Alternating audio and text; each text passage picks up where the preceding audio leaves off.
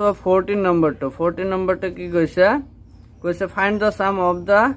odd numbers between 0 and 50 তার মানে 0 এর পৰা 50 লৈকে কিমানটা odd number আছে এইটোৰ sum কৰিব লাগে তো এইটো AP টো কেনে কোৱা হবে AP equal to তো এটা odd number কি আছে 1 3 5 এনে গৈ 49 লৈকে আছে হয়নে তো ইয়াত A দিয়া আছে 1 D ওলাব পাৰো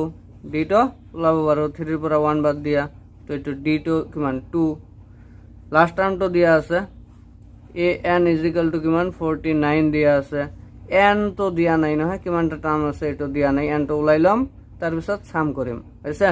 তো n উলাব গলে কি হবে ফর্মুলা আছিল না জেনারেল টার্মস তো an ইকুয়াল টু কি আছিল a plus n minus 1 into d আছিল তো এটার পরে n উলাব লাগে তো an কিমান আছে 49 ইকুয়াল টু a কিমান আছিল 1 প্লাস এটো n মাইনাস 1 ইনটু d কিমান 2 n এর ভ্যালু উলাব লাগে হ্যাঁ না তো ইয়া সোয়া 1 টো ইফালে দিয়া 50 হল 49 মাইনাস 1 এটো 1 টো ইফালে আহি মাইনাস হবে হ্যাঁ না equal to n minus 1 into 2 তো এটা কিমান হবে 48 হ্যাঁ না is equal to n minus 1 into 2 2 to के इफाले दिया into 10 से डिवाइड होगा तो 48 divided by 2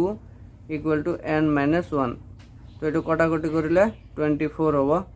तो 24 minus 1 इफाले आइबो 1 is equal to n तो n is equal to किमान हल 25 n is equal to 25 तो हमार n उलाई गल तो इतिया साम करिम तो इतिया therefore s25 equal to কি আছিল 25 by 2